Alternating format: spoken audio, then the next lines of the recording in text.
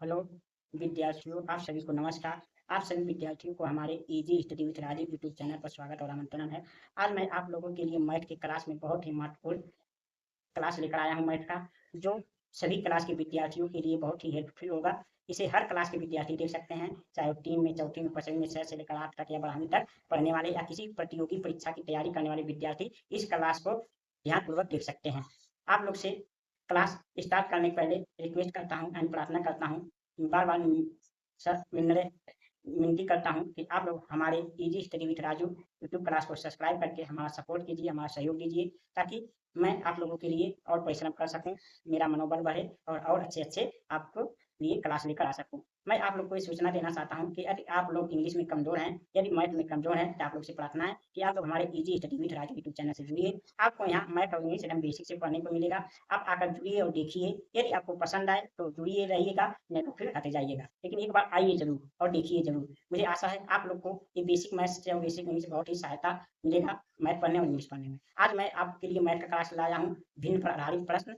हमने भिन्न पर आधारित 2 क्लास करा चुका हूँ, उसे जाकर देखिए, क्योंकि उन क्लास को देखेंगे नहीं तो ये क्लास आपको पसंद नहीं, समझ में नहीं आएगा। इसलिए आप भिन्न को अगर अच्छे से समझना तो हमारे पिछले क्लास को देखिए। आज मैं भिन्न की क्लास में, फ्रैक्शन की क्लास में भिन्न को आरोही और अवरोही क्रम में लिखना, भिन्नों को हम आरोही क्रम में, अवरोही क्रम में यानी असेंडिंग और डिसेंडिंग ऑर्डर में किस प्रकार व्यक्त करते हैं, किस प्रकार लिखते हैं, इसके बारे में पढ़ेंगे। चलिए हम देखते हैं। और फिर भी आपसे दोबारा रिक्वेस्ट है कि आप लोग हमारे easy study with Raju YouTube channel को सब्सक्राइब करके हमारा सहयोग दीजिए। चलिए हम देखते हैं, आज की क्लास को स्टार्ट करते हैं।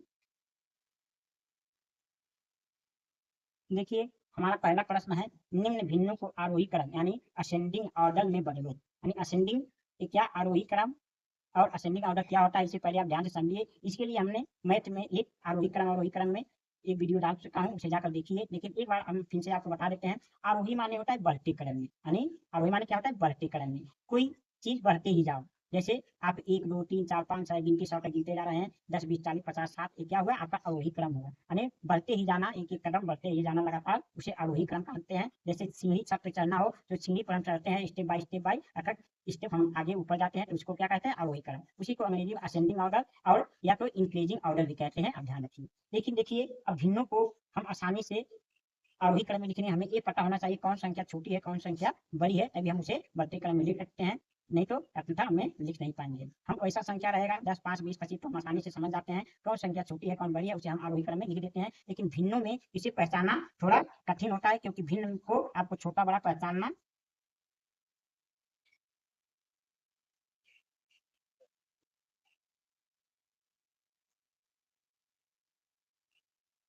छोटा बड़ा पहचानना आसान नहीं होता। इसके लिए आप हमारे भिन्न के पिछले वीडियो को देखिए। लेकिन चलिए हम आपको एक बार और बताते हैं कि भिन्न में छोटा बड़ा कैसे पहचानें। देखिए, यदि ये भिन्न क्या दिया है, 1/12, 5/12, 7/12, 3/12, 9/12, 11/12, इसमें क्या हम देख रहे हैं, इसका जो हर है यानी डिनोमिनेटर है, ये सब समान है यानी एक जैसे हैं।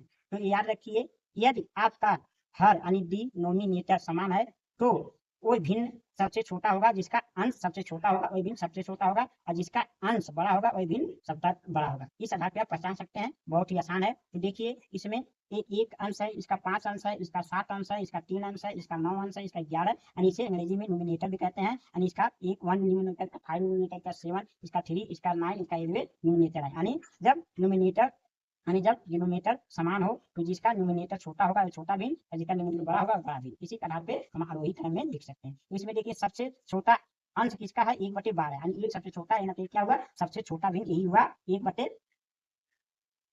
1/12 क्या होगा, सबसे छोटा भिन्न। इससे बड़ा क्या होगा, अब इससे बड़ा देखिए 3, 3 सबसे छोटा है, इसका आंसर 3/12। इससे बड़ा मतलब होगा, इससे 1/12 से 3/12 बड़ा होगा। अब 3/12 से क्या, 5/12 वाला भिन्न बड़ा होगा, तो इससे 3 से बड़ा 5 है। अब 5 से बड़ा 7 है, यानी 7/12।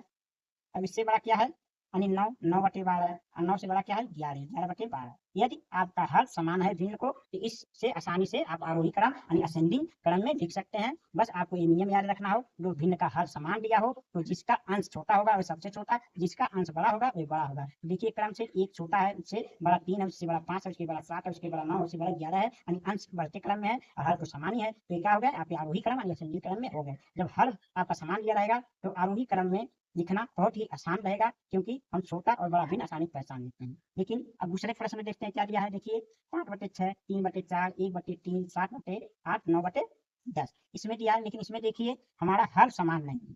जब हर समान नहीं होता है तो हमें क्या करना होता है, हर समान करने के लिए हमें जितने भिन्न दिए रहते हैं उनका हमको एलसीएम लेना पड़ता है। तो एलसीएम हम 6, 4, 3, 8, 10 के एलसीएम लेंगे। तो हमारा एलसीएम क्या आएगा, 8, 3, 5, 8, 3, 24, 24 बटे 120। इसके एलसीएम कितना आ जाएंगे, 120 आ जाएंगे। एलसीएम यदि आप लोग को एलसीएम नहीं आता हो, हमने मैथ की क्लास में एलसीएम को एकदम विस्तार से अच्छे से समझाया है, पढ़ाया है, उस वीडियो को जाकर देखिए। एलसीएम भाग विधि कैसे निकाला जाता है, गुणनखंड कैसे निकाला जाता है, ये क्लास हमने आपको अपने easy study with Raj YouTube channel पे अपलोड कर दिया हूँ। उसे जाकर देखिए कि एलसीएम कैसे निकाला जाता है, दो नियम, गुणनखंड विधि और भाग विधि से, और एचसीएफ कैसे निकाला जाता है, ये भी जाकर सीखिए हमारे वीडियो पर। तो हम 6, 4, 3, 8 और 10 का एलसीएम लेंगे तो क्या आएगा, 120 आएगा। अब देखिए जब एलसीएम आ जाता है तो पहले भिन्न का जो हर होता है उसका इसमें भाग लिया जाता है। 6 का भाग देंगे, इसमें 6 दूना 12 यानी 0 20 आएगा। अब इसके अंश में इसका गुणा करेंगे, यानी 5 है, 5 में 20 का गुणा करेंगे तो 6 हो गया, यानी 100। तो ये भिन्न क्या हो गया, 100 बटे 120 हो गया, 100 बटे 120। अब यहाँ लिखेंगे तो 120, तो यहाँ 4 का भाग देंगे, 4 दिया 12 यानी 0 30 बचा। अब 30 इसके अंश में यानी 3 में गुणा करेंगे, 30 यहाँ 90 हो जाएगा, 90 बटे 120। अब यहाँ 120 लिखेंगे, 3 चौक 12 यानी 40 आ रहा है, 40 इसका अंश 1 है, तो 1 में 40 का गुणा करेंगे, 40 से करना 40 होगा।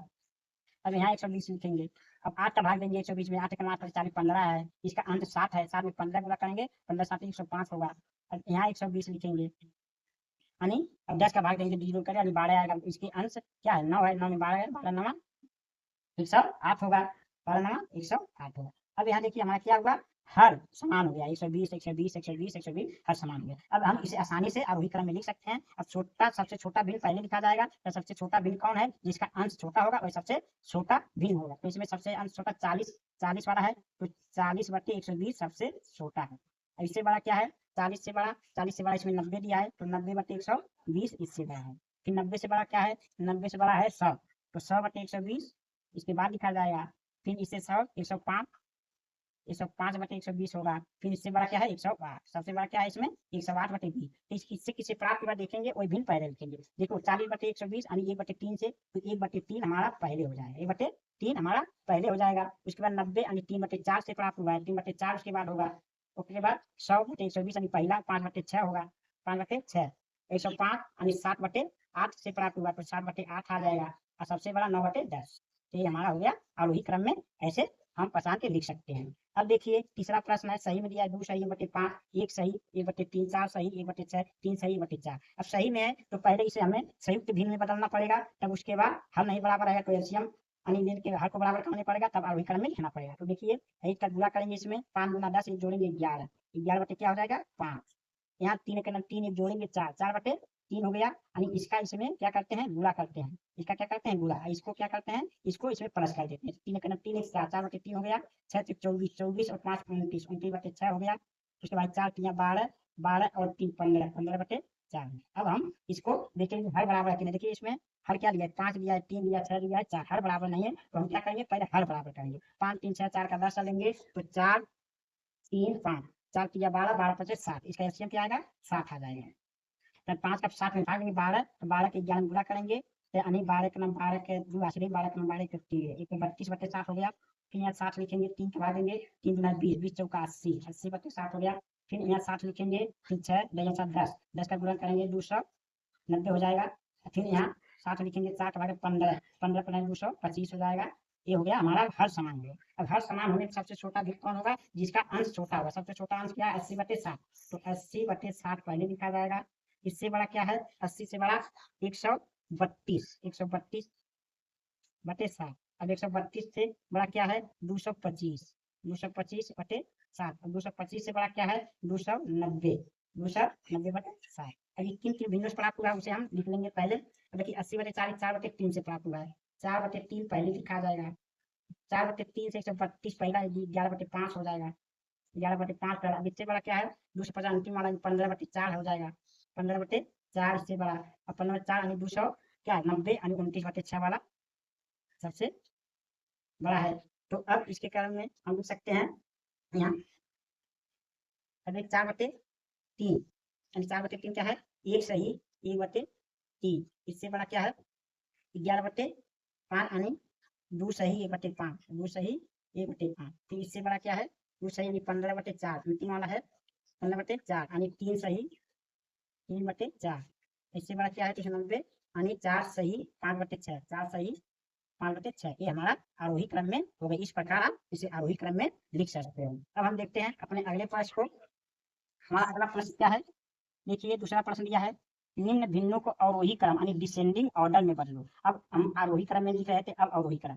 अवरोही क्रम का मतलब क्या होता है, अवरोही क्रम का मतलब क्या होता है, घटते क्रम यानी घटते जाना यानी कम करते जाना। तो इसमें भी यदि घटने क्रम लिखना तो भी हमें भिन्न को छोटा और बड़ा समझना होगा, कौन भिन्न छोटा है कौन भिन्न बड़ा, तभी हम घटते क्रम में लिख सकते हैं। तो वही नियम इसमें भी काम करेगा, बस अवरोही में इतना याद रखना है कि इसे घटते क्रम में लिखना है। आरोही को बढ़ते क्रम में, अवरोही को घटते क्रम यानी असेंडिंग माने बढ़ते क्रम को, यानी इंक्रीजिंग माने बढ़ते क्रम को, और डिसेंडिंग माने घटते क्रम को, और इंक्रीजिंग माने भी डिस्क्रीजिंग माने भी घटते क्रम। आरोही अवरोही माने घटते क्रम, डिसेंडिंग माने घटते क्रम, और डिस्क्रीजिंग माने घटते क्रम। ये तीनों का मान घटते क्रम है यानी घटते क्रम में लिखना है। तो देखिए यहाँ क्या है, अब देखिए 75/13, 75/16, 75/12, 75/63, 75/50। यहाँ देखिए यहाँ क्या है, अंश, अंश जो दिया है हमारा समान दिया है। अब ध्यान रखिए, जब अंश समान दिया होता है तो कौन भिन्न छोटा होगा कौन भिन्न बड़ा। जब अंश समान दिया रहेगा तो जिस भिन्न का हर सबसे छोटा होगा वही सबसे बड़ा होगा, और जिस भिन्न का हर सबसे बड़ा होगा वही सबसे छोटा भिन्न होगा। ये याद रखना है आप लोग को। जब भिन्न का अंश समान हो तो जिस भिन्न का हर छोटा होगा वही बड़ा होगा, और जिस भिन्न का हर बड़ा होगा वह छोटा भिन्न होगा। तो इसे हमें अवरोही क्रम में लिखना है। इसका मतलब अवरोही में घटते क्रम, तो हमें पहले सबसे बड़ा लिखना होगा, सबसे बड़ा। अब इसमें सबसे बड़ा क्या है, सबसे कम अंश वाला सबसे बड़ा होगा, अरे सबसे कम हर वाला सबसे बड़ा भिन्न होगा, क्योंकि अंश समान है। तो 75/12 12 अंश जो है सबसे छोटा है, ना तो ये बड़ा भिन्न है। तो 75/12 सबसे छोटा है। इससे छोटा क्या है, इससे छोटा 13 वाला है यानी 75/13 इससे छोटा है। इससे छोटा क्या है 16 वाला यानी 75/16 इससे छोटा है।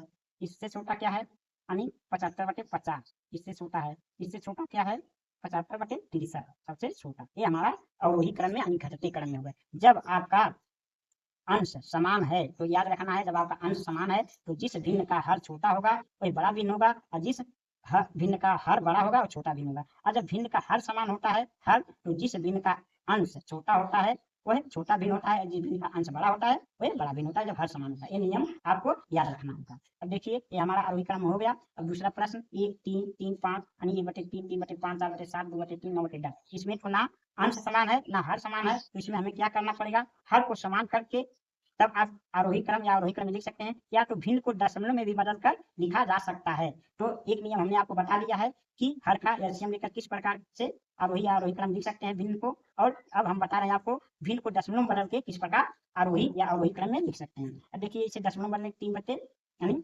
1/3 को दशमलव बदलने की क्या हो जाएगा 0.33 3 3 का 9 समझो 0.33 आ गया। इसे बदलेंगे 0.530, इसे बदलेंगे 0.725 725 5 50 7 7 49, इसे दशमलव बदलेंगे 0 3 18 3 18, इसे दशमलव बदलेंगे 0.90। देखिए दशमलव बदल गया। अब यही सब देखेंगे जो ये अंक बड़ा छोटा होगा जैसे यहाँ वही बड़ा छोटा भिन्न होगा। दशमलव के तुरंत दशमलव भिन्न के किनारे वाला अंक से हम तुलना करेंगे, वही छोटा बड़ा से आराम से ऐसे भी हम आरोही क्रम या आरोही क्रम लिख सकते हैं। अब हमें अवरोही क्रम लिखना है, घटते क्रम में तो सबसे बड़ा पहले लिखाएगा। तो सबसे बड़ा यहाँ 3 है, यहाँ 6 है, यहाँ 5 है, यहाँ 6 9 9 वाला सबसे बड़ा है यानी 0.9। इससे छोटा क्या है यानी 6 वाला यानी 0.66, इससे क्या है यानी 0.6 0.6। इससे छोटा क्या है 5.7 0.5.7 5.7। इससे छोटा क्या है 5.7 से 3.0.33, ये सबसे छोटा यानी किससे प्राप्त हुआ है तो भिन्न 9/10 सबसे बड़ा। फिर इससे छोटा है यानी 66 वाला 2/3 2/3, इससे छोटा है 2/3 से यानी 6 वाला यानी 3/5 3/5 से छोटा है 5.7 वाला यानी 4/7, इससे छोटा है यानी 5.7 से 1/3, ये सबसे छोटा यानी आपका हो गया अवरोही क्रम यानी घटते क्रम। सबसे बड़ा उससे छोटा उससे छोटा उससे छोटा घटते क्रम में ये चला गया है। अब हम देखेंगे इस अगले प्रश्न को। देखिए यहाँ अब ये सही भिन्न में दिया है तो इसको पहले संयुक्त भिन्न में बदलेंगे। 8 3 24 5 29 29/8 हो गया। 5 का नाम 5 4 9 9/5 हो गया। 3 दूना 6 2 8 8/3 हो गया। 4 7 28 29/4 हो गया। 4 3 12 13/4 हो गया। तो देखिए अब इसे हम क्या करेंगे, चाहे इसे आप दशमलव बदल के लगा सकते हैं अवरोही या आरोही क्रम में, चाहे इसका एलसीएम वैसा लेकर लगा सकते हैं।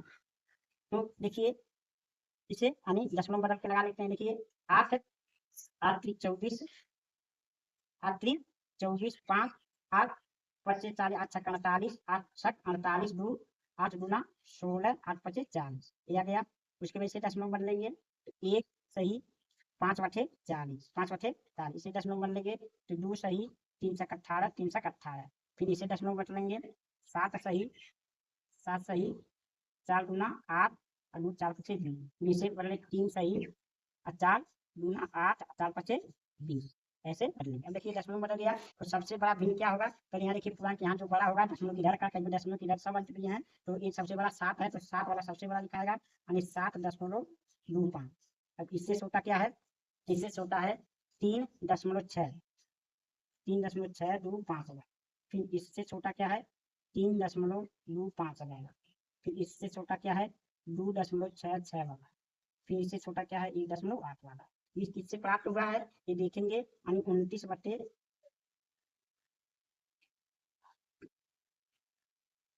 7 सही 1/4, इससे छोटा है, और ए यानी 3 सही 5/8, इससे छोटा है 3 सही 1/4, 3 सही 1/4, फिर इससे छोटा है 2 सही 2/3, 2 सही 2/3, फिर इससे छोटा है 1 सही 4/5। ये हमारा क्या होगा अवरोही क्रम में, यानी घटते क्रम में। ऐसे ही हम लगाते हैं भिन्नों को आरोही क्रम में और अवरोही क्रम में। आज हमने आपको भिन्न के आरोही क्रम और अवरोही क्रम किस प्रकार लिखे जाते हैं ये हमने आपको बताया। यदि आपको इस भिन्न को आरोही क्रम यानी असेंडिंग ऑर्डर या अवरोही क्रम यानी डिसेंडिंग ऑर्डर में करना आ गया हो, यदि ये क्लास आप लोगों को पसंद आया तो आप लोग हमारे वीडियो को अधिक से लाइक करिए, शेयर करिए, कमेंट करिए, और आप लोग हमारे easy study with Raju YouTube channel को सब्सक्राइब करके अपना प्रेम भरा सहयोग दीजिए। अब हम आपसे मिलेंगे भिन्न पर आधारित अगले क्लास में, तब तक के लिए आप लोगों को बहुत बहुत धन्यवाद।